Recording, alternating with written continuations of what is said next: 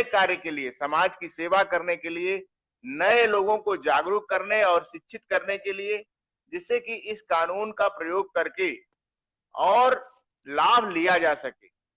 इसके सही मायने में इस सूचना का अधिकार का जो शक्तियां हैं, उसका सही मायने में समाज को सही लाभ देने के लिए एक बहुत बड़े प्रकल्प पर काम करने वाले विजय जी हम लोगों के साथ हैं। आप सभी को बहुत बहुत बधाई हो कि आपको इनका लाइव सेशन मिल रहा है।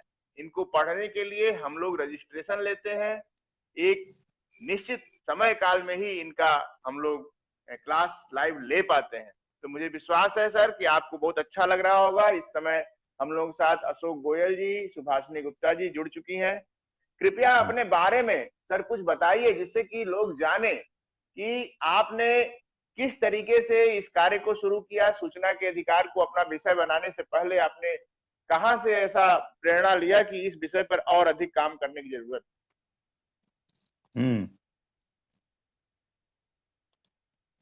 जी, सभी को बहुत बहुत नमस्कार। और मैं धन्यवाद देना चाहूँगा कि डॉक्टर सत्यप्रकाश जी को कि इन्होंने एक अच्छा ये चैन शुरू किया है। और आइडिया कोई भी हो, आइडिया हमेशा बेहतर अगर अगर होता है तो वो वर्किंग में होता है, काम करता है। और सोशल मीडिया का हम दोनों तरीकों से इस्तेमाल करते हैं, नेगेटिव पॉजिटिव। डिपेंड आपके ऊपर करता है कि आप इसको किस तरीके से लेते हैं और इसको सामाजिक जीवन में, अपने जीवन में किस तरीके से सदुपयोग करते हैं। तो एक सदुपयोग की एक प्रेरणा आपके सामने अभी देखिए डॉक्टर साहब ने प्रस्तुत किया है और विभिन्न लोगों को जोड़ते रहते हैं। तो thank you so much for wonderful this time कि मुझे आपने अपने साथ बुलाया, मुझे आमंत्रित किया। और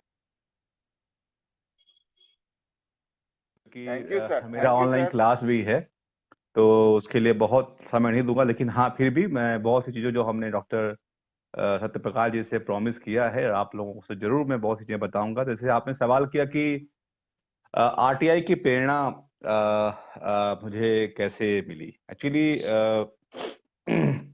मैं आपको बताऊं, शुरू से ही मैंने अपने दादाजी को जनरली मैं कभी किसी इंटरव्यू में सब बातों को बोलता नहीं हूं मैं, और बहुत सी बातें मैं सोशल मीडिया पे शेयर करना भी नहीं चाहता। तो मेरा अपना एक सोच है कि हर बात को शेयर नहीं करना चाहिए, क्योंकि बहुत लोग उसका मिस यूज भी कर लेते हैं। लेकिन चूंकि ये रिकॉर्डिंग नहीं हो रहा है, इसलिए मैं आपको यहाँ पर शेयर कर रहा हूँ, ठीक है। जैसे आप प्रसाद वर्मा जी, वो बहुत ही अपने समय में बहुत एक्टिव थे। और बचपन में जब मैं छोटा था तो वो अक्सर अपनी एम्बेसडर कार में, उस जमाने में, अभी मैं 46 ईयर का हूँ, सोचिए जब मैं 5-6 साल का रहा था उस समय में, एम्बेसडर गाड़ी में होना और घूमना एक अच्छे लेवल पे मायने रखता है। और बनारस में कमलापति त्रिपाठी जी उस समय मिनिस्टर थे, दादाजी काफी क्लोज थे वो लोग, तो हम लोग घूमते जाते थे। तो मैं उनके सामाजिक जीवन से बहुत ज्यादा प्रेरित हुआ था। अक्सर लोग हमारे यहाँ बैठक होती थी, बैठक था। अगर आप बनारस के हैं, अगर आप यूपी के हैं, तो आप देखेंगे कि बनारस के अब जो पूरब के लोग हैं उनमें कल्चर होता है कि हर घर में एक बैठक का जो स्थान जरूर होता है, जहाँ लोग बाहर के लोग आके बैठते हैं, चाय पानी होता है। ये हमारे कल्चर में है, पूरब के लोगों में। और हमारे यहाँ यदि आप पानी मांगेंगे तो सारा पानी आपको कोई नहीं देगा, कुछ न कुछ गुड़ ही या मिठाई कुछ लेके जरूर आएगा। तो उनसे हमको ये प्रेरणा मिला। और इंजीनियरिंग करने के बाद कुछ समय मैंने नौकरी किया, और मैं कभी इस बारे में नहीं बोलता हूँ, मैं कभी अपनी शिक्षा को लेकर ज्यादा नहीं बोलता। मैं सीधा यही बोलता हूँ लोगों से कि मैं साक्षर हूँ, मुझे लिखना पढ़ना आता है, क्योंकि ये बहुत बड़ा इशू नहीं कि आप कितने पढ़े लिखे हैं और क्या क्या आपने कितना अनुभव जीवन में किया है। व्हाट आई बिलीव कि उन नामों में कोई फर्क नहीं पड़ता कि किसने इस जीवन में बड़े बड़े आविष्कार किए, किसने एरोप्लेन का निर्माण किया, किसने बल्ब बनाया, किसने टेलीफोन का निर्माण किया, उससे कोई फर्क नहीं पड़ता। बस ये जानिए कि इसका निर्माण करने वाला जो व्यक्ति था वो हमारे आपके जैसा एक इंसान था। अगर आप अपने जीवन में जो क्षमता जो ईश्वर ने, परमात्मा ने, खुदा ने आपको दिया, अगर सदुपयोग करते हैं तो कभी भी डिग्री आपके सामने बाधक नहीं बनेगी। तो उनसे मुझे प्रेरणा मिला। उसके बाद मैं हैदराबाद एक कॉन्फ्रेंस में गया था बहुत साल पहले, करीब 25 साल पहले की बात है। तो वहाँ मैं एक एयरफोर्स के स्क्वाड्रन लीडर थे, जो श्री राहुल गांधी जी के पिताजी, स्वर्गीय पिताजी राजीव गांधी जी के मित्र थे, श्री मोहन जी। वो फाइटर स्क्वाड्रन लीडर थे इंडियन एयरफोर्स में। उन्होंने उनको सिखाया था, राहुल गांधी जी के पिताजी को। तो उनके साथ जब मैं कुछ समय जुड़ा तो उनका जीवन मैंने देखा कि वो बहुत डेडिकेटेड है समाज को लेकर। तो मैंने बहुत सारा जगह उनके साथ विजिट किया, विलेज में गया, सब कुछ हुआ। तो ये मेरे मन में आया कि भाई देश में बहुत सी समस्या है और हमें लगता है कि हम अपने घर में एसी रूम में बैठकर, कार में घूम के लगता है कि सब कुछ सही चल रहा है, ऐसा नहीं है। तो वहां से जब मैंने लोगों के जीवन को देखा तो बहुत प्रेरणा मिला। तो मुझे लगा कि नहीं, सामाजिक जीवन में काम करना चाहिए। और 2000 में जब आरटीआई के बारे में थोड़ा सा चहल पहल शुरू हुआ, राजस्थान का आंदोलन शुरू हुआ। आप लोगों को बताऊं कि आरटीआई का जो आरंभ है, जो इसकी जो ग्रास रूट पे जो इसकी जो लड़ाई है, वो किसी बहुत बड़े पैसे वालों ने या करोड़पति उद्योगपति नेता ने नहीं किया। इसकी जो लड़ाई है, राजस्थान में जो मजदूर किसान लोग थे, मजदूर किसान संगठन, आप गूगल करेंगे आपको मिल जाएगा, MKSS, जिसकी फाउंडर अरुणा राय जी हैं। तो इस जो मजदूर लोग थे, इन्होंने इसका फाउंडेशन किया और इस पे काम शुरू हो रहा था। फिर दिल्ली में अरविंद केजरीवाल और जो भी मुख्यमंत्री दिल्ली के हैं, उन लोगों ने, पड़पड़गंज में मनीष सिसोदिया ने काम शुरू किया। तो हम सब लोग, बहुत लोग, हम सब साथ में मिलकर इस कानून को लोगों को बताने के काम में जुटे हुए थे। तो वहां से इसकी ताकत को हम लोगों ने समझा जाना, और तभी से ये समझ में आया कि नहीं, लोगों को इसके बारे में मालूम पड़ना चाहिए। क्योंकि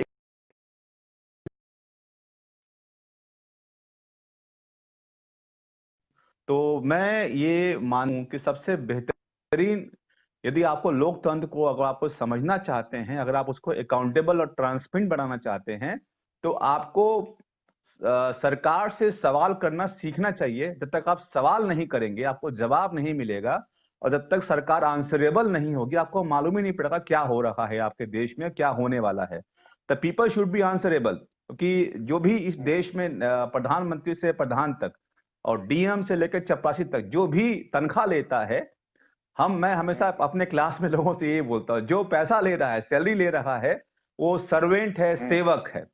और लोकतंत्र की जो सबसे बड़ी जो स्वाभिमान बात यह है हमारे संविधान की, कि we the people of India, जो लोकतांत्रिक जो हम देश भारत है, इसमें लोकतंत्र की जो परिभाषा है कि हम मालिक हैं, जो वोट देने वाले हम आम आदमी, हम मालिक हैं, और सरकार हमारे जो लोग हैं, जो प्रशासन में हैं, मिनिस्टर, हमारे सेवक हैं। तो यहाँ से मुझे प्रेरणा मिला, फिर हम लोगों ने इसको आगे बढ़ाना शुरू किया। हर नागरिक को इस कानून के बारे में पहले तो जानना चाहिए। यदि आप समाज सेवा करते हैं, सोशल वर्कर हैं, तो विशेष तौर से आपको सबसे पहले इसको ही जानना चाहिए, है ना। क्योंकि जब आप इसको नहीं जानते हैं, तो कहीं ना कहीं आपके न जानने का जो फायदा जो होता है, वो दलाल टाइप के लोग और बहुत सारे जो ऐसी सरकारी योजना आती है, उसका कई बार आप देखोगे गड़बड़ सड़बड़ चीजें होना शुरू हो जाता है। कई बार हम लोग सरकार को दोष देते हैं, अधिकारी, नेता, फलाने ये भ्रष्ट हैं, चोर हैं। मैं कभी किसी को चोर भ्रष्ट नहीं बोलता हूँ, मेरा स्वभाव नहीं है। जो है वो है, जो परिस्थितियां हैं, हालात हैं, मैं कभी उन पर चर्चा नहीं करता। मैं हमेशा चर्चा इस विषय पर करता हूं कि भाई समाधान क्या हो सकता है। यदि वो चोर हैं, बदमाश है या करप्ट हैं, जब तक आप ये सीखेंगे नहीं, तब तक आप एक तो लोकतंत्र में जो एक नागरिक की भूमिका है, आप उसको नहीं निभा रहे हैं। दूसरा है कि जब तक आप सरकार से सवाल नहीं करेंगे, सरकार जवाबदेही नहीं रहेगी, तो वो अपने मनमाने तरीके से काम करना शुरू कर देती है, और वो हो रहा है। अभी कुछ दिनों पहले ही समोसा खा गए कृषि पदाधिकारी, एक अखबार में खबर छपी थी, और जिसको मैंने बहुत गौर से देखा कि लॉकडाउन के समय में ही इतना बड़ा घोटाला लोग कर दिए कि एक कृषि अधिकारी ने समोसा का पेमेंट जो है किसी को कर दिया 2 लाख रुपए का। तो बाद में सूचना के अधिकार से या जैसे भी वो पकड़ाया। तो इस तरह के छोटे छोटे ऐसे होते हैं जिसमें पता भी नहीं चलता है कि कितना छोटा छोटा रुपया निकल जाता है और लोगों को पता नहीं चलता, और जागरूक समाज नहीं समझ पाता कि क्या इस तरह से भी चोरी होती है। तो इन सारी चीजों को हम लोग सूचना के अधिकार में एक तरीके से समझ सकते हैं। ये हास्यास्पद नहीं है, ये सूचना, ये जो समाचार है बड़ा दुखद है कि 2 लाख रुपए का समोसा इस लॉकडाउन फेज में कृषि अधिकारी खा गए, और किसानों की स्थिति इतनी भयावह है और उस कंडीशन में इस तरह का अपराध। एक्चुअली डॉक्टर साहब ये हुआ क्या कि चूंकि हम लोगों की टीम पूरे इंडिया में है, जी जी संपूर्ण भारत से अलग अलग भाषा में मेरे पास खबरें आती हैं। तो कोई गुजराती जी जी बोलता है, तो कोई मराठी बोलता है, तो कोई कन्नड़ मलयालम बोलता है, तो मैं खुद कई भाषाओं को जानता हूँ। तो जी जी अभी मैं बीच में जो है कोरियन सीख रहा था, तो मैं बहुत सारी भाषाओं को खुद स्टडी कर रहा हूँ ताकि मैं चीज़ों को और बेहतर कर सकूं। और मेरे पास कई सारे ट्रांसलेटर भी अच्छे अच्छे हैं अलग अलग स्टेट के। तो जो आप ये बात बताए समोसे वाली, ये वाकई में एक आरटीआई से निकला हुआ डेटाबेस है। एक्चुअली हुआ क्या था कि एक अधिकारी थे जो ब्लॉक लेवल के, उन्होंने पैसे का गबन करने के लिए, जहां से उनका चाय नाश्ता का पैसा आता था वहां उनका कुछ पैसा बाकी था, तो उन्होंने उसको 2 लाख रुपए का चेक काट के दे दिया कि भाई तू ये चेक ले जा और जो तेरे पैसे तू निकाल ले बाकी हमको दे दे। तो उनका मंशा था कि हर देखिए विभाग में, मैं आपको क्यों कह रहा हूँ, सिर्फ आरटीआई जानना ही जरूरी नहीं है आपको। आरटीआई एक इक्विपमेंट है, जैसे बंदूक आपको चलाना आ गया, आपने बंदूक बिल्कुल को स्टडी किया कि भाई ये बंदूक है, इसकी मार क्षमता ये है, ये इतनी दूर मार सकती है, इसका ट्रिगर यहाँ है या असम्बल ऐसे होता है। This is just like RTI. अब निशाना कहाँ लगाना है उसकी ट्रेनिंग हम लोग अलग देते हैं, तो उसको हम बोलते हैं हम लोग जी रूरल डेवलपमेंट गवर्नमेंट पॉलिसीज। तो अब हम्म इसमें क्या हुआ कि उसने हर जितने भी आप देखोगे स्कीम होती है हमारे देश के अंदर, उसमें 3 तरह का हम्म फंड होता है। अगर आप लोग उसको सुन रहे उसको लिख लीजिए। 3 तरह होता है, चाहे आप देखो एक स्कीम है शौचालय बनाने का, है ना, या पेंशन योजना की स्कीम, आप कोई भी स्कीम का जी नाम ले जी जी लीजिए। सभी स्कीमों में 3 तरह के फंड आते हैं। पहला फंड वो होता है जिससे जो जी बेनिफिशियरी है, जो लाभार्थी है, उसको पैसा मिलता है। अगर शौचालय बनाने का पैसा 12,000 रुपए है तो एक तो वो उसको मिला। हम्म दूसरा जो फंड होता है उसी पैसे में होता है, उसे ऑफिस चलाने का पैसा आता है, जिससे कि गाड़ी हायर करना और स्टाफ हम्म रखना, उनकी सैलरी वगैरह, वो दूसरा फंड होता है। तीसरा फंड होता हम्म है जिसको बोलते हैं आईसी आईसी मनी, है ना। आईसी का मनी वो हम्म होता है जो उस योजना का प्रचार प्रसार करने के लिए, जनता तक वो योजना पहुंचे, उसका प्रचार किया जाए, गांव गांव में कैंपेनिंग हो, उसके बैनर पोस्टर लगे, लोगों को साक्षर किया जाए, और उस साक्षरता अभियान जो लोग आ रहे हैं उनका नाश्ता पानी सारा पैसा वो आईसी मनी में होता है। तो ये 3 तरह के फंड होते हैं। तो जो ये वाला फंड है खर्च होने वाला, जहां उस जनता को जागरूक हाँ, करना है, आप देखोगे ये नहीं हम्म होता है। ये सारा पैसा ज्यादातर लोग हजम कर जाते हैं। और आप किसी भी जिले में ओके आप जाइए, आप देखोगे जो कलेक्टर जो भवन, जहां जिला अधिकारी का होता है कार्यालय, जहां एसपी सब अधिकारी बैठते हैं, वहां योजना का बड़ा सा एक होल्डिंग पाओगे आप, एक होल्डिंग किसी भी एक योजना होल्डिंग का। और अगर आप जाओ तो बहुत होगा ब्लॉक पे पा जाओगे, उसके बाद कहीं इसका प्रचार नहीं होता। तो सरकार को ये लगता है कि एक होल्डिंग लगाकर प्रचार हो गया, काम खत्म हो गया। तो जब इस चीज को हम लोगों ने समझा कि भाई करप्शन क्यों है, करप्शन है क्यों, जब अन्ना जी का आंदोलन चल रहा था तो हम सब लोग साथ में थे, अरविंद, मनीष, मैं, मयंक गांधी, तमाम सुनीता गोधरा जी जो मेरी मित्र हैं, हम सब लोग साथ में, हम सब लोग थे हम लोग। चूंकि मुझे पॉलिटिक्स पसंद नहीं तो मैं उसमें नहीं गया। तो जी जी उसके बाद हम लोगों ने कई राज्य का दौरा किया, तो हमने कहा भाई इसको जड़ से खत्म करना है। बीमारी देखिए, कुछ ऐसी बीमारी होती है हल्की फुल्की जो ऊपर से आप मलहम लगाएंगे तो सही हो जाएगा, कुछ बीमारी ऐसी होती है जिसका इलाज जड़ से करना पड़ता है। तो जो करप्शन है इसको जड़ से मानना जरूरी है, और हम ये तभी खत्म जी कर पाएंगे जब हम खुद साक्षर होंगे। तो जो हम लोगों ने जाके बिल्कुल सर्वे करना शुरू किया, इंडिया में कई राज्य में गया, तो हमने देखा कि लोगों के साथ 2 दिक्कतें हैं। जो आम जनता जी है उसके साथ 2 समस्या हम लोगों ने पाया। क्या पाया? पहला समस्या पाया हम लोगों ने कि लोगों को पता ही नहीं होता कि कौन सी स्कीम है, नहीं पता होता हाँ है स्कीम कब आई, चली गई, खत्म हो गई, मालूम नहीं। दूसरा, अगर उसको ये पता भी चल जाए उस व्यक्ति को, आम आदमी को, कि स्कीम फलाना वाली है, तो उसको लेते कैसे हैं, उसको लेने का उपयोग कैसे प्रक्रिया करते क्या है, क्या क्या डॉक्यूमेंट लगता है, वो उसको पता नहीं होता। और ये किसको पता नहीं होता पता है? ये पता होता है जो दलाल होता है, बीच का बिचवैया, उसको पता होता है। हम्म, तो वो बीच में आता है, बोलता है भाई साहब 500 रुपए दे दो तो हम आपका राशन कार्ड या आपका पेंशन बनवा देंगे। तो जी 600 रुपए का विधवा पेंशन या वृद्धा पेंशन लेने के लिए सोचो, अगर लोग 2,000-3,000 का घूस दे रहे हैं, तो वो घूस इसलिए नहीं दे रहे हैं कि वो दलाल है, वो घूस इसलिए दे रहे हैं क्योंकि वो अज्ञान है, अपनी अपनी अपनी अज्ञान है, अज्ञानता की असिस्ट कीमत चुका करता रहे है हैं वो। जी असिस्ट असिस्ट करता है जी। इसलिए लेते हैं।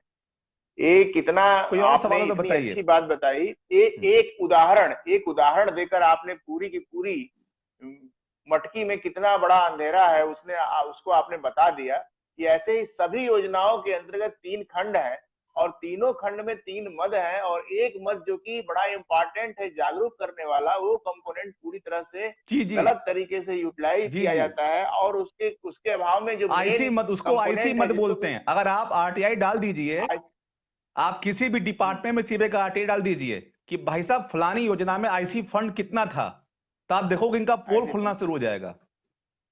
आईसी फंड कितना था अगर ये हर डाल दिया जाए तो योजना पता चलेगा कि एक्स वाई जेड कोई भी योजना हो, सबका सब में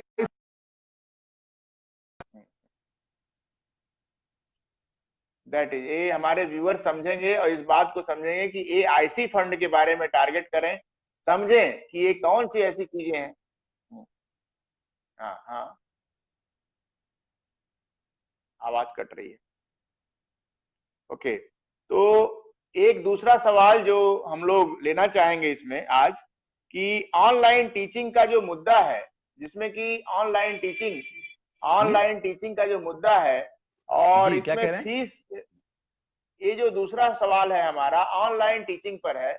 ऑनलाइन टीचिंग जब ये अपनाया गया तो स्कूलों ने जो मूल फीस, एक बार जो जो ऑनलाइन टीचिंग के दौरान जो समस्या आ रही है, जो फीस है, जो मूल फीस थी जितनी उतनी फीस अभी भी ट्यूशन फीस के नाम पर ली जा रही है और अभिभावक अगर नहीं दे पा रहा है तो अपने को तकलीफ में महसूस कर रहा है कि हम नहीं दे पा रहे हैं। कोई एक ऐसा चीज नहीं, इसको रिलीफ नहीं मिल रहा है कि चलो भाई इतना दे के हम संतुष्ट हैं, हमारा लड़का दे रहे हैं।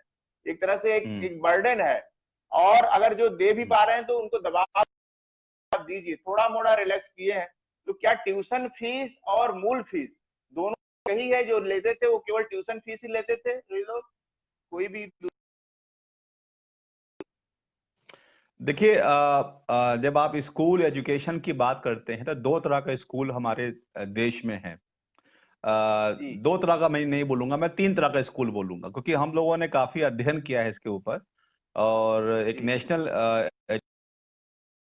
में, और अभी कई राज्यों के लोगों ने इस संबंध में एक पिटीशन भी फाइल किया था और अलग अलग राज्य में फीस को लेकर चीजें रेस किए हैं, अलग अलग जो है हाई कोर्ट के अंदर।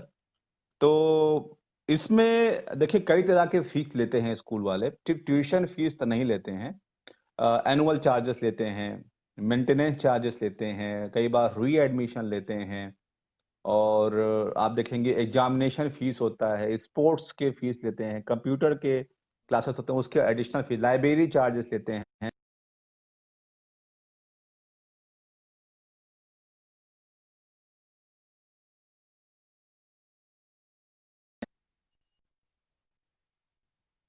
डिस्कनेक्ट हो गए, हमको लगता है कि कहीं कहीं फोन आया होगा।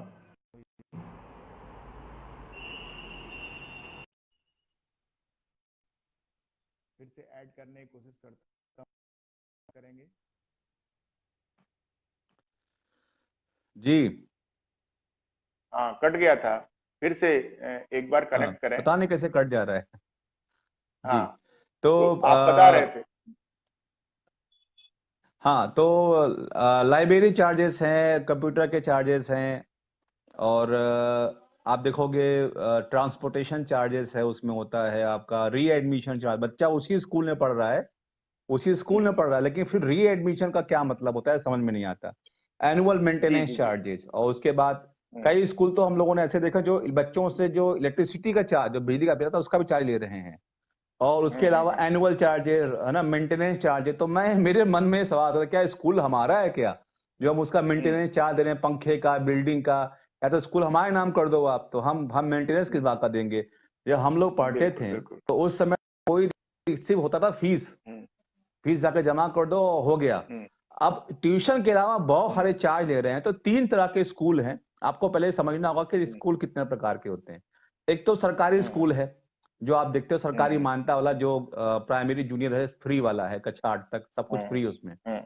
दूसरा तो सरकारी स्कूल है, हमारे इंटर कॉलेजेस हैं और जो यूनिवर्सिटी वगैरह सरकारी है वो हैं।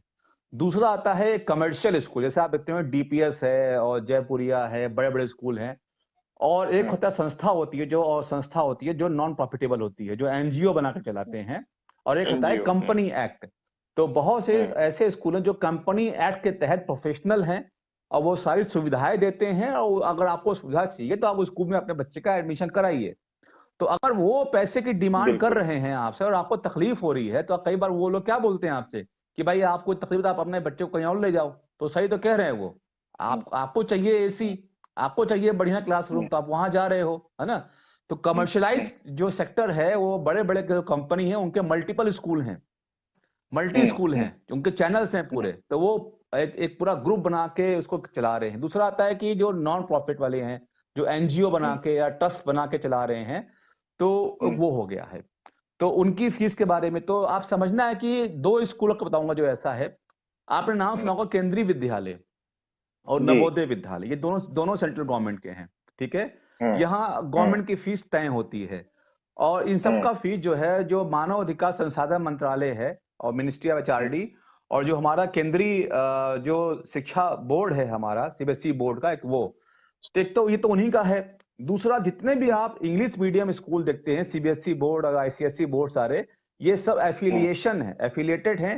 इनको जो है स्कूल चलाने के लिए जो है सिर्फ इनको जो है प्रमाण दिया गया कि आप स्कूल चलाइए, उसको एफिलिएट किया हम्म, गया। और ये कहीं भी इनको पूरी उसके अंदर जो, अगर आप इसका हम्म, जो नॉर्म्स पढ़ेंगे आप सीबीएसई बोर्ड का, तो कहीं जी। भी इनको फीस को लेकर कहीं भी कोई इंस्ट्रक्शंस नहीं दिया गया है। उसमें ओके। साफ साफ उनके लॉस में लिखा हुआ है कि ये अपने सुविधा अनुसार, अगर ये सुविधा दे रहे हैं आपको, तो उतना फीस ले सकते हैं, साफ साफ लिखा हुआ है उनके इसके अंदर।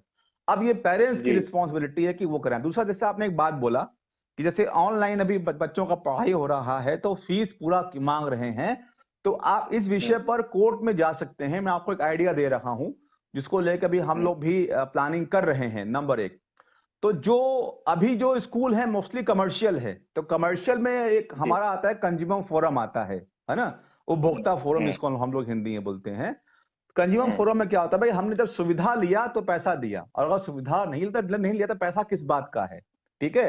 हम्म, तो जो हम्म, हमने, जब हमारा बच्चा स्कूल ही नहीं गया, आपका प्रीमिस, आपका ग्राउंड, आपका क्लास, आपका बिजली, कुछ भी आपका यूज ही नहीं किया, तो आप हम्म, हमसे पूरे फीस लेने के लिए लॉयल या आधिकारिक कैसे हो गए। नंबर एक, यस। हम लोगों ने जी। खुद बहुत सारा आरटीआई फाइल किया कि क्या सरकार ने, सेंट्रल बोर्ड ने, सीबीएसई बोर्ड ने ऑनलाइन स्कूल चलाने के लिए कोई आदेश दिया है इन लोगों को, तो कोई आदेश आज तक नहीं दिया गया।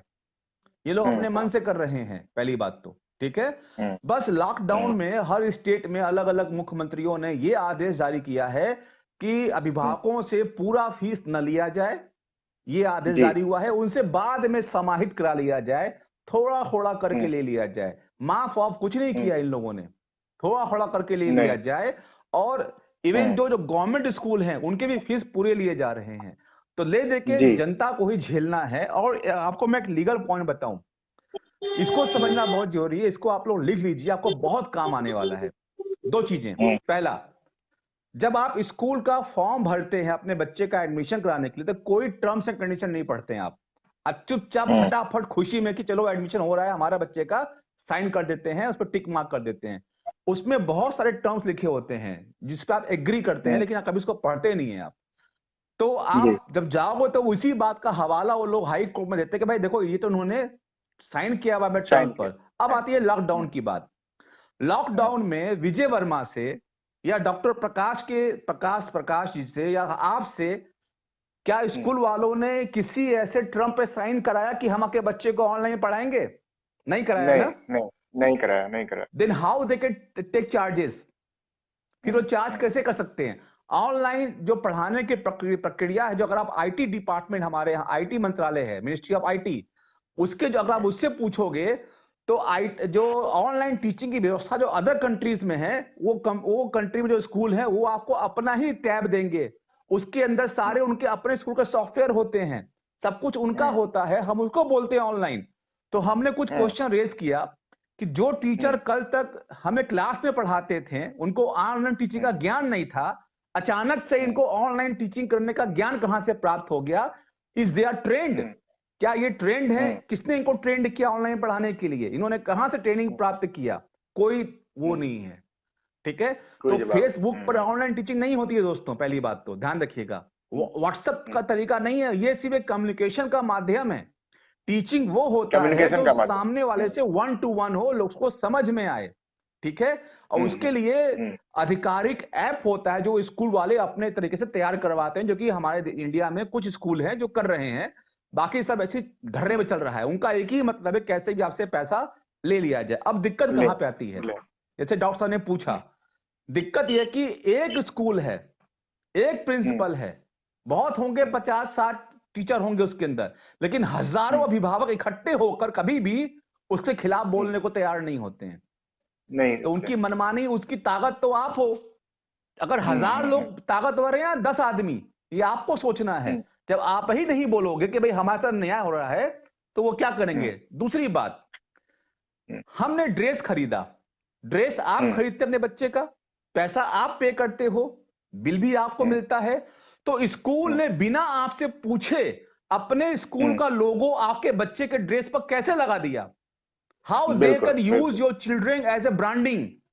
आप इस बिहाफ पर उन पर केस भी कर सकते हो कि आपने हमारे पैसे में खरीदे हुए ड्रेस पर आपने बिना मुझसे एनओसी लिए, बिना मुझसे पूछे हमारे बच्चे के ड्रेस पर, हमारे खरीदे हुए कपड़े पर आपने अपने स्कूल का लोगो लगाया कैसे। क्योंकि कंज्यूमर फोरम एक्ट कहता है कि यदि किसी चीज पर लोगो लगा होता है तो वो फ्री मिलता है, क्योंकि आप कहीं ना कहीं उस अपने प्रोडक्ट का प्रचार कर रहे हैं और हमको उसके लिए इस्तेमाल कर रहे हैं।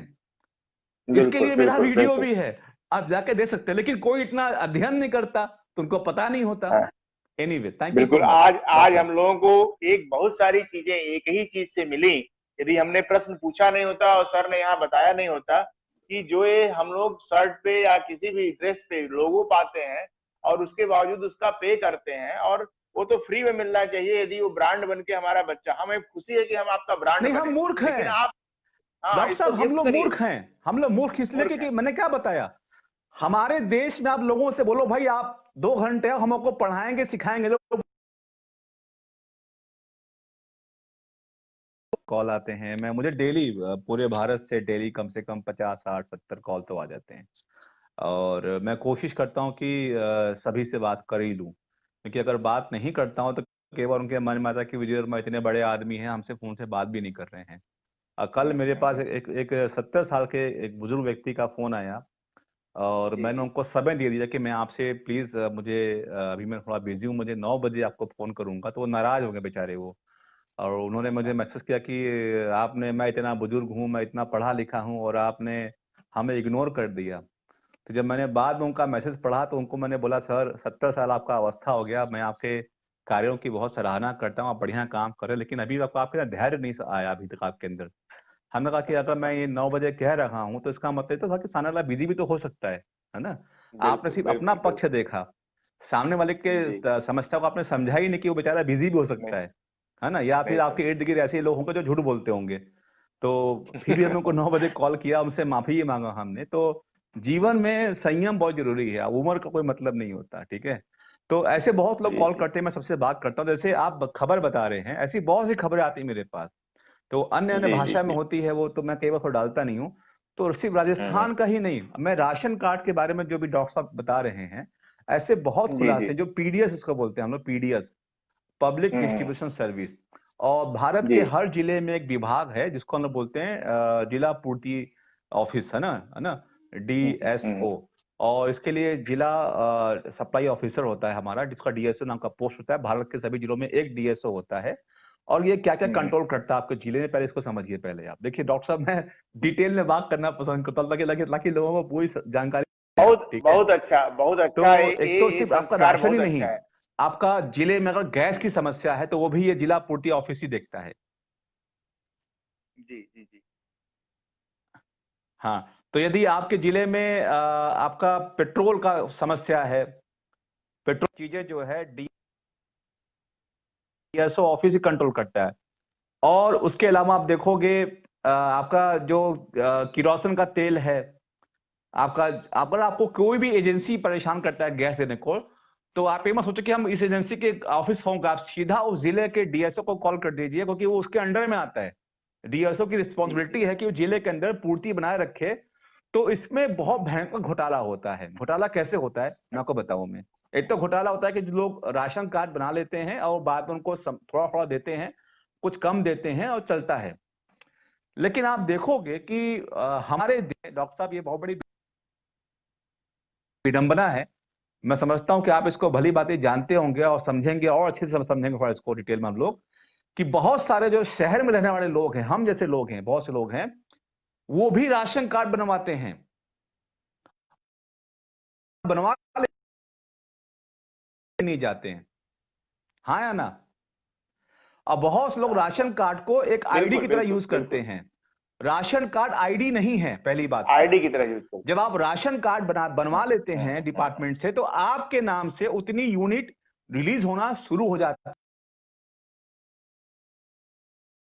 तो उसकी ब्लैकमेलिंग होती है, ब्लैक मार्केट में जाता है वो। तो बहुत से लोग राशन का, जो शहर के लोग हैं, हम लोगों के सर्वे के दौरान निकल के आया, करीब 34 से 38% नागरिक ऐसे हैं हमारे देश में है जिन्होंने राशन कार्ड बनवाया है और कभी राशन लेने जाते नहीं है। उनके लिए राशन कार्ड तो एक आईडी की तरह इस्तेमाल करने के चक्कर हाँ, में ये बहुत भयानक गड़बड़ी है। ये नहीं होना चाहिए, ये नहीं होना चाहिए। और इस तरीके से लेकिन लोग कर रहे हैं, इसको भी खत्म करना है। कर रहे हैं। देखिए, जैसे ही आप राशन कार्ड बनवाते हैं, फिर आपके राशन कार्ड पे आपका जो यूनिट है राशन का, वो आना शुरू हो जाता है। तो ये आवाज जो आपकी है, ये आवाज जो बन रही है, यही कल की डेट में एक इशू बनेगा। और धीरे धीरे करके मैंने एक छोटा सा प्रयोग किया है। मैंने केवल लोगों को बोलने के लिए प्रेरित करना शुरू किया है। मैंने कोशिश किया है कि जो नए बच्चे हैं उनको मैं सिखा सकूं कि वो अपनी बातों को रखना शुरू करें, प्लेटफॉर्म पे थोड़ा बहुत प्रयोग करें, बोलना शुरू करें, जिससे उनकी झिझक टूटे और गाहे बगाहे कहानियों के माध्यम से, अपनी बात कहने के माध्यम से हम लोग समाज में बहुत अच्छा पॉजिटिव एनर्जी डाल सकते हैं। आपने बहुत अच्छी बात कही कि हमेशा ही मैं परिस्थितियों को जिम्मेदार ठहराता हूं, किसी को दोषी नहीं समझता और उसके ऊपर क्या हो सकता है उस पर ध्यान देता हूं कि हम क्या कर सकते हैं। हमारा पूरा कंसंट्रेशन ये रहता है कि हम क्या कर सकते हैं, किस तरीके से हम परिवर्तन ला सकते हैं, उसे हम करें। तो अभी लॉकडाउन के फेज में, जबकि ऑनलाइन टीचिंग के सब जगह एक्सेसिबिलिटी हो ही गई है और फेसबुक एक फ्री माध्यम है, बहुत सारे लोगों को फेसबुक चलाने में मजा आता है, बहुत बड़ी पॉपुलेशन इसको एंजॉयमेंट के लिए यूज करती है। तो इस फेसबुक को जानबूझकर यूज किया जा रहा है, जिससे कि ये रॉटन पीपुल जो हैं, जो बहुत सारे फालतू के यूटिलाइजेशन जो नहीं हो पा रहे हैं रिसोर्सेज का, इस रिसोर्स का हम लोग यूटिलाइज करें और इस फील्ड में बैटिंग करें, जिससे कि वो लोग जो कि इसको आराम से यूज करते हैं और फालतू चीजें देखने में, गलत तरीके से कमेंट करने में, चीजों को गलत दिशा में मोड़ देने के लिए इस फेसबुक का यूटिलाइज कर लेते हैं, अपनी पावर को बढ़ाने के लिए एक एजेंडा चला देते हैं। ऐसे चीजों को खत्म करने के लिए इस फेसबुक को ऑक्यूपाई किया जा रहा है, इसको पॉजिटिव चीजों से भरा जा रहा है। हो सकता है देखा देखी बहुत सारे लोग इसको इस तरीके से यूटिलाइज करना शुरू करें, अपना अपना एक चैनल बनाए, अपनी बात का चैनल बनाए, लोगों को प्रेरणा दें। ये बहुत बड़ी फील्ड है, बैरन फील्ड है, जिसमें कि बहुत सारा काम हो सकता है। हम लोग शिक्षा देते हैं क्लासरूम में बैठकर, सेमिनार देते हैं यूनिवर्सिटी में बैठकर, और उसको प्रयोग और उसको यूटिलाइज करने के लिए बहुत कम रजिस्टर्ड लोग होते हैं, 200, 250, 500 लोग। वहीं वो शिक्षा सुनी जाती है, चर्चा का विषय बनती है, उस पर विचार होता है और वहीं खत्म हो जाती है। तो क्या इस तरीके के प्रयोगों से हम हैं धीरे धीरे बड़े लोग जो और अच्छा कर रहे हैं और बच्चे भी जो अपनी चीजों को व्यक्त कर सकते हैं, वो धीरे धीरे इस फील्ड को, ये फेसबुक को भरेंगे अच्छी चीजों से और निगेटिविटी थोड़ी कम होगी। ये बहुत अच्छा हमको लगा सर कि आपने अपना समय दिया। अब कोई एक ऐसी बात बताइए किस तरीके से हम लोग आपके ज्ञान का सही सदुपयोग कर सकते हैं, और जो पैसे के अभाव में लोग हैं लेकिन उनकी इच्छा शक्ति है कि हम कुछ अच्छा करेंगे, उनको किस तरीके से आपका क्लास जो है मदद कर रहा है, उसके बारे में जरा बताइए। अच्छा सवाल पूछा डॉक्टर साहब आपने। एक तो जैसे आपने कहा कि डिजिटल मीडिया का इस्तेमाल, जो सोशल प्लेटफॉर्म हमारा है, सोशल मीडिया, चाहे वो ट्विटर हैंडल है, चाहे वो इंस्टाग्राम है, हमारा फेसबुक है, यूट्यूब है, और कोई भी सरकार अगर चाह भी लेती तब भी शायद इतना लोग डिजिटल मीडिया का इस्तेमाल कभी नहीं करते जितना हम लोगों ने लॉकडाउन में लोगों ने सीख लिया। लॉकडाउन जी जी। में करीब करीब हर घर में हर बहुत सारे लोगों ने, मैं समझता हूँ कि 85% से ज्यादा लोगों ने ये जान लिया कि ऑनलाइन टीचिंग कैसे होती है, क्लास में चलता, उनको आ गया करना। और यही बहुत बड़ा माध्यम लोगों का बना रहा जुड़ने का, तो उसका सदुपयोग भी लोगों ने सीखा है। वो तो इट्स डिपेंड ऑन पीपल कि कैसे वो इसको यूज करते हैं, वो उनका अपना जीवन है। तो दूसरा, जैसे आपने मुझसे कहा कि मेरे साथ या मेरे जो नॉलेज है जो हमारे पास, उसको कैसे हम उन लोगों को भी दे सकते हैं जिनके पास कहीं ना कहीं रिसोर्स की कमी है या जिसके पास रिसोर्स है, दोनों तरीकों से। तो डॉक्टर साहब, इन दोनों विषयों के लिए हम लोगों ने काफी सोचा है, और वो सोचने के बाद ही हम लोगों ने दो प्लेटफॉर्म तैयार किया। एक प्लेटफॉर्म जी तैयार किया हम लोगों ने उन लोगों के लिए जो मुझे मेरी फीस नहीं दे सकते हैं, या मेरे मेरे वर्कशॉप में नहीं आ सकते हैं, या जहां मेरे वर्कशॉप होते हैं अलग अलग स्टेट में, जब राज्य सरकार या डिफरेंट एनजीओ मुझे बुलाते हैं वहां नहीं आ सकते हैं, या मेरे पास ऑनलाइन नहीं जुड़ सकते हैं, दिक्कत उनके साथ है। तो उनके लिए ये है कि हमने अपना एक ऑनलाइन जो हमारा यूट्यूब का प्लेटफॉर्म है, और एक तो वो बनाया हुआ है, वहां जी। मेरे सारे वीडियोस जो हम बनाते हैं का पैसा, तो उस पर भी मेरा एक वीडियो पर 15 से 16 हजार रुपए खर्च होता है, जो 7 मिनट का वीडियो बनता है, क्योंकि मेरा स्टाफ है, खर्चा है, सैलरी है, we have to maintain that also. Hmm. तो प्रोफेशनली जब आप काम करते हैं तो आपको सब कुछ मेंटेन करना पड़ता है, तो वो भी पैसा लगता है। लेकिन वो वीडियो हम लोग इसलिए बना रहे हैं, हमारी मंशा ये है कि भाई जहां तक मैं नहीं पहुंच पा रहा हूं, या हम तक कोई नहीं पहुंच पा रहा है, तो वो वीडियो देखकर जहां भी है, जिस भी हालत में है, वो वीडियो देखकर हम्म। सीख सकता है। और डॉक्टर साहब, मुझे मेरे पास जब हम लोगों ने जागो इंडिया, तो देखते हैं इसका रिस्पॉन्स क्या आता है। शुरुआत के 3 महीने तक बहुत अच्छा रिस्पॉन्स नहीं आया, तो हम लोग बहुत निराश हो गए कि भाई इतना 5-6 लाख रुपए का स्टूडियो तैयार किया, स्टाफ रख लिया, सैलरी जा रही है, और रिस्पॉन्स नहीं आ रहा है, और एक वीडियो डालते हैं तो दिन भर में उसको 50 लोग भी नहीं देखते हैं उसको। तो बहुत परेशान हो गया कि कैसे करें, लोग नहीं आ रहे हैं। तो उसके लिए फिर हम लोगों ने इन्वेस्ट करना शुरू किया यूट्यूब के साथ। अभी आपके हमारे इसी लाइव लाइव में, अभी आपसे सिर्फ हम्म। 5 मिनट पहले मुझे यूट्यूब से भी फोन आया था उसी दूसरे काम के लिए, अच्छा। तो मैं उनसे ये बात हाँ। करूंगा। तो हम लोगों ने, मेरे पास एक पहला फोन पटना से आया, एक लड़के का। जी। अब वो मुझसे हम्म। बिहारी भाषा में बोलता है, सर आप पहचान गए हमको? तो मैंने कहा कौन? बोले मैं राजकुमार। मैंने कहा अरे राजकुमार, क्या बात है बेटा? कि सर आपको हाँ। याद है, आप दिल्ली में हमको पढ़ाए थे उतने साल पहले। मैंने कहा हाँ हाँ बेटा, पढ़ाए तो थे। बोले सर वो जो पढ़ाए थे उसमें तो कुछ कुछ याद था, आज हमने आपका हम्म। वीडियो देखा, वो सब पुराना सब याद हो गया। मैंने कहा अरे, बोला सर पता है हम्म। वीडियो बेटा क्या फायदा हुआ? तो वो हमको सिखा रहा था, मैं उससे सीख रहा था, मतलब मेरा ही चीज मैं ही सीख रहा हूं। हम्म। ये भावना आपके अंदर हमेशा होनी चाहिए सीखने की, हम्म। ध्यान रखिएगा। तो उसने मुझे ये बिल्कुल सीख दिया बिल्कुल कि सर बिल्कुल। वीडियो से मुझे फायदा ये मिला कि मैं उसको नहीं समझ में आया तो दोबारा देख के सीख सकता हूँ। दोबारा दोबारा देख के सीख सकता हूँ। बिल्कुल लेकिन बिल्कुल। आप क्लास खत्म तो खत्म, तो उसने कई बार रिवाइंड करके देखा, वो पूरा आरटीआई सीख गया। अभी 1 हफ्ते पहले मुझे जो है शिलोंग से फोन आया, एक स्टूडेंट का फोन आया जो तैयारी कर रहा है यूपीएससी की। सर मैं आरटीआई का वीडियो ढूंढ रहा था, आपका वीडियो सबसे टॉप पे आया, उसको देखा, मैं बहुत दिनों से परेशान था कि एक सेक्शन समझ में नहीं आता, वो वीडियो देखा, मैंने लगा दिया, मेरा काम हो गया ना। करते क्या हो?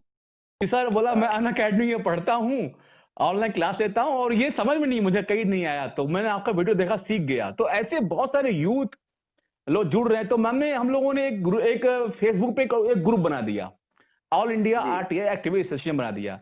वहां पे मेरे पास जी। हजारों लोग हैं, कई हजार लोग उसके अंदर। तो जब उसमें लोग आने लगे तो ये हुआ कि भाई इसको कंट्रोल कैसे करें कि जो गलत शिक्षा है, देखिए आप सिर्फ सिखाने पे काम नहीं कर सकते हैं, आपको हम्म। जो गलत चीज सिखा रहे हैं आपको उनको भी रोकना है। बिल्कुल आप बिल्कुल तो अच्छा बिल्कुल। सिखा ही रहे, लेकिन साथ साथ जो नेगेटिविटी फैला रहे हैं, जो बर्बाद कर रहे हैं, हम्म। पता लगा आप बहुत बढ़िया सा जो है चीजें बना के आए, कोई गया पूरा गोबर करके आ गया, तो सब बिल्कुल बर्बाद हो गया। बिल्कुल। तो इसीलिए हमने जो ग्रुप बनाया, जब लोगों की संख्या बढ़ने लगी, तो मैंने, जो मेरा स्टाफ है मेरे पास, हमने कहा तुम हाँ। इसको इसकी मॉनिटरिंग क्या करो, देखो कौन सा कमेंट कौन कर रहा है, तो वो हमने मॉनिटरिंग शुरू हम्म। किया। फिर हम लोगों ने उसी ग्रुप के अंदर 4 जो डिफरेंट स्टेट के लोग हैं, जम्मू कश्मीर और मुंबई और राजस्थान और एक यूपी, तो ऐसे 4 जगह से लोगों को हम लोगों ने उसमें एज ए कंसल्टेंट नियुक्त किया कि आप जो भी पोस्ट आ रहा है, जो लोग सवाल कर रहे हैं, आप उनका सटीक जवाब दीजिए। और हम लोगों ने इस पर फोकस किया कि जो लोग गलत जवाब दे रहे हैं उनको आगाह करें कि अगर आपको नहीं पता है तो प्लीज चुपचाप रहिए, लेकिन गलत मत सिखाइए। तो इस पर हम लोगों ने फोकस किया। तो आज जो हमारा ग्रुप है वो इंडिया में सबसे टॉप पे चल रहा है। हालांकि ग्रुप बहुत हैं, लेकिन लोग कहते हैं भाई ऐसा ग्रुप हमने आज तक नहीं देखा जो इतना एक्टिव है, इतना प्रोएक्टिव है। आप हमारे पास नंबर दो, आपको कॉल पहुंच जाएगा हमारी तरफ से। आप मेरे यूट्यूब पे आप कमेंट करो, आपको तुरंत आपको जवाब मिल जाएगा। क्यों? क्योंकि इससे क्या फर्क पड़ता है, मान लीजिए डॉक्टर प्रकाश को आपने फोन किया और उन्होंने आपको फोन नहीं उठाया या उन्होंने आपको कमेंट का जवाब नहीं दिया, तो धीरे धीरे आपका विश्वास उनके प्रति खत्म हो जाएगा। और यही खत्म कभी नहीं होना चाहिए। आप कभी भी जीवन में कितने बड़े आदमी हो जाएं, लोगों से संपर्क करना कभी मत छोड़िए। मुझे अगर मिस कॉल भी आता है, अगर मैं बिजी भी होता हूं, तो भी बोलता हूं भाई मैं बिजी हूं, तुमसे बाद में बात करूंगा। तो इंपॉर्टेंट तो मैसेज कर दो, रिप्लाई जरूर करता हूं। जीवन में किसी भी परिस्थिति में कम्युनिकेशन मत तोड़िए, चाहे वो फेसबुक हो, चाहे रियल जिंदगी हो, चाहे कैसा भी हो। तो ये आपको हमेशा बढ़ाएगा। इसका उदाहरण मैंने स्वयं प्राप्त किया। मैंने आपकी पोस्ट पर जाके आपके ग्रुप में छोटा सा कमेंट लिखा, एक निवेदन किया, और मेरे एक छोटे से निवेदन पे इतना बिजी होने के बावजूद आपने जोड़ा, मुझसे जुड़े और मुझसे खुद कंसल्ट किए कि सर ऐसी ऐसी चीजें हैं, हम किस तरह से इसको कर सकते हैं। और मैंने आधे घंटे हम लोग चर्चा किए, उसमें हम लोग समझे, नहीं डॉक्टर साहब एक्चुअली निर्धारित किए। आप एकदम सही कह रहे हैं। मैं एक्चुअली आपका विजन सही है। मैं आप जैसे हर उस व्यक्ति के साथ हूं जो मेरे देश के लोगों के लिए, मेरे देश के जो आम लोग हैं उनके जीवन को बेहतर करने के लिए काम कर रहा है और सच्चे मन से, सही आत्मा से, पवित्रता के साथ इस अभियान को बढ़ाने की कोशिश करता है। चाहे वो कोई भी जाति, कोई भी धर्म, किसी सपोर्ट करता हूं। और आपको जब चर्चा हुआ तो मैंने पाया कि आप एकदम सही दिशा में काम करें। तो मुझ जैसा आदमी कभी भी ऐसा नहीं कर सकता कि आपका मदद ना करे। Thank you sir, thank you. आपका ये टॉक सुनकर बहुत सारे लोगों के जीवन में अच्छा परिवर्तन आएगा। वो एप्रिसिएट करना सीखेंगे, एक दूसरे के प्रयास को एप्रिसिएट करना सीखेंगे, और एप्रिसिएशन में बहुत पावर होती है। ये जो फेसबुक का ये अंगूठा है, उसे एकलव्य का अंगूठा मैं कहता हूं। और आप लोग बिना किसी के कष्ट के आप इसको दबाकर अपनी गुरुदक्षिणा दे सकते हैं। हमारे गुरु हैं, आरटीआई पर डॉक्टर साहब, मैं आपको सही बताऊं तो मैं आपको रोक रहा हूं अभी। कभी कभी मेरे आंखों में आंसू आ जाते हैं। आंसू इसलिए आ जाते हैं कि I am very emotional person. आपको ये ढिक से बात कर देंगे तो मेरी आंखों में आंसू आ जाता है। तो बहुत सारे कॉल ऐसे आते हैं मेरे पास डॉक्टर साहब, मुझसे लोग बोलते हैं कि सर आपका वीडियो देख के मैं सीख गया। तो मैं सोचता हूँ चलो एक सार्थक हो गया मेरा बनाना, मेरा पैसा वसूल हो गया। अब बहुत लोग सीख रहे हैं। आज मेरे पास गुजरात से लेकर अहमदाबाद, अब कौन सा स्टेट है जहां मेरे पास लोग नहीं हैं। लोग ललायित हैं मुझसे मिलने के लिए, मुझे देखने के लिए, मेरा क्लास में आने के लिए। और आपको बताऊं लॉकडाउन में जैसे जहां आज के दौर में फेसबुक दुनिया में इतना फ्रॉड है, लोग मुझे ऑनलाइन पेमेंट करते हैं, मुझे कभी मिले नहीं हैं, मेरे बारे में जानते नहीं हैं, सिर्फ मेरे स्वभाव को, मेरे काम को देखकर वो फीस भी पे करते हैं, मुझसे आके सीखते भी हैं। तो ये मैंने कमाया है।